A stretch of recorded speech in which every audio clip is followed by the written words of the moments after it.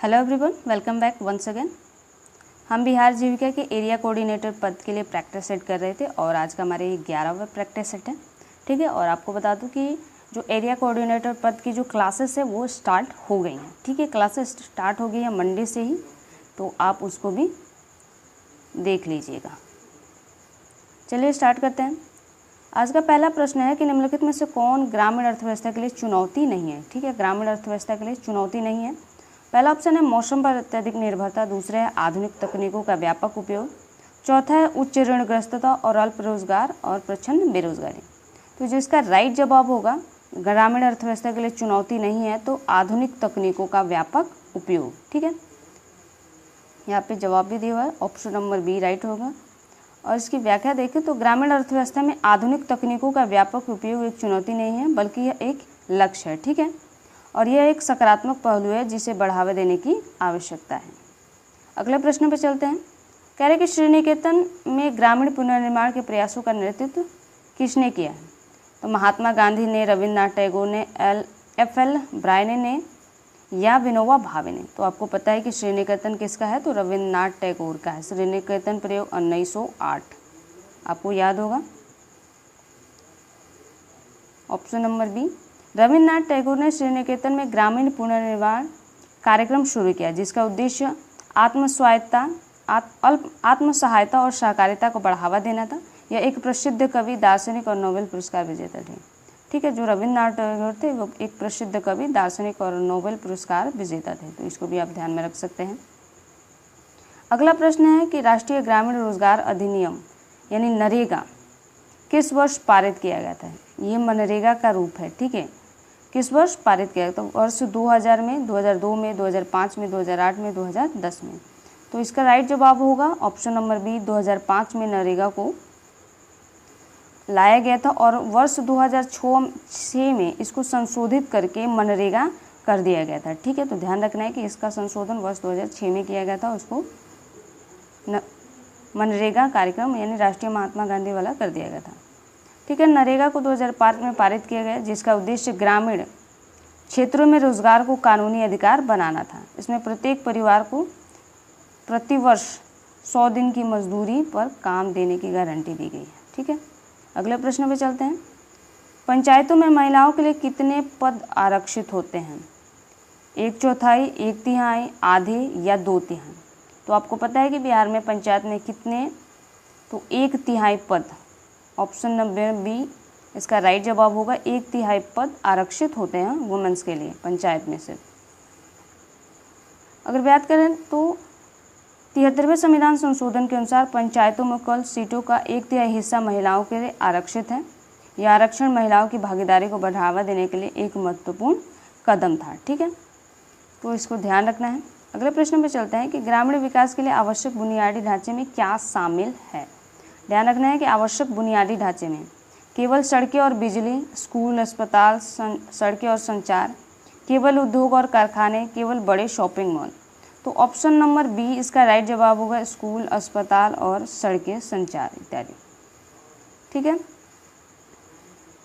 ग्रामीण अर्थव्यवस्था, ग्रामीण विकास में आवश्यक बुनियादी ढांचे में सामाजिक जैसे स्कूल हो गया, अस्पताल, भौतिक में सड़कें, संचार, दोनों बुनियादी ढांचे शामिल होते हैं। ठीक है, तो ध्यान रखना है कि सामाजिक में कौन कौन से हैं, तो स्कूल और अस्पताल आते हैं और भौतिक में सड़कें और संचार आते हैं।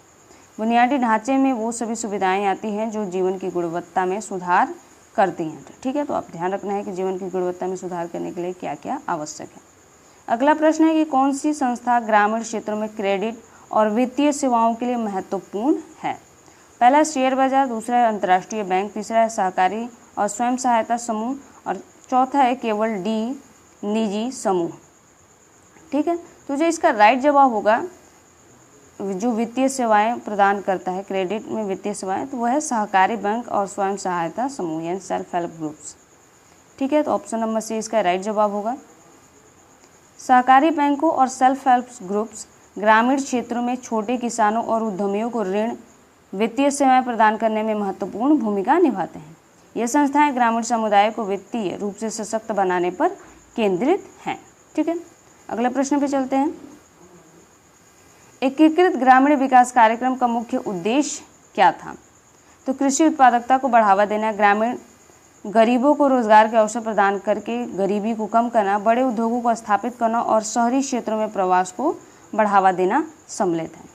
ठीक है, तो IRDP का जो उद्देश्य था आपको पता है कि ग्रामीण गरीबों को स्वरोजगार के अवसर प्रदान करके गरीबी को कम करना। ठीक है, IRDP का मुख्य उद्देश्य गरीबी रेखा से नीचे के ग्रामीण परिवारों को स्वरोजगार के लिए सब्सिडी और ऋण प्रदान करना है। इस कार्यक्रम का नाम, इसका उद्देश्य बताते हैं एकीकृत और ग्रामीण विकास कार्यक्रम। ठीक है, अगला है गुड़गांव प्रयोग यानी गुड़गांव एक्सपेरिमेंट किस ब्रिटिश अधिकारी के नेतृत्व में शुरू किया गया था? पहला है लॉर्ड कर्जन, दूसरा FL ब्रायने, लॉर्ड माउंटबेटन या जॉन शोर। तो जिसका राइट जवाब होगा ऑप्शन नंबर बी, FL ब्रायने इसका राइट जवाब होगा। ठीक है, FL ब्रायने ने 1920 के दशक में गुड़गांव में ग्रामीण स्वच्छता, शिक्षा और कृषि में सुधार के लिए काम किया था। यह प्रयोग ग्रामीण पुनर्निर्माण पर केंद्रित था। अगले प्रश्न पे चलते हैं। सहकारी समितियों का एक महत्वपूर्ण सिद्धांत क्या है? केवल लाभ के लिए काम करना, केवल सरकार द्वारा नियंत्रित होना, स्वैच्छिक और खुली सदस्यता या केवल बड़े किसानों की सेवा करना। तो जो सहकारी समितियां हैं उनका महत्वपूर्ण सिद्धांत है स्वैच्छिक और खुली सदस्यता, ऑप्शन नंबर सी इसका राइट जवाब होगा। यहाँ पे देख लेते हैं, सहकारिता एक सिद्धांत है कि कोई भी व्यक्ति स्वेच्छा से इसका सदस्य बन सकता है बिना किसी भेदभाव के। यह सिद्धांत लोकतांत्रिक प्रकृति को दर्शाता है। ठीक है, और आज का हमारा ये लास्ट प्रश्न है, जवाहर रोजगार योजना का मुख्य लक्ष्य क्या था? ग्रामीण क्षेत्रों में कुटीर उद्योग को बढ़ावा देना, गरीबी रेखा से नीचे के लोगों को स्वरोजगार के लिए ऋण प्रदान करना, ग्रामीण गरीबों के लिए मजदूरों को रोजगार के अवसर प्रदान करना और शहरी क्षेत्रों में ग्रामीण आवास को नियंत्रित करना। ठीक है, तो इसका राइट जवाब ऑप्शन नंबर सी है। इसका उद्देश्य क्या है? मजदूरी रोजगार प्रदान करके ग्रामीण गरीबी को बेरोजगारी को कम करना है। ठीक है, इस योजना का नाम ही रोजगार पर केंद्रित है। ठीक है, तो मिलते हैं नेक्स्ट वीडियो में गाइस, तब तक के लिए धन्यवाद।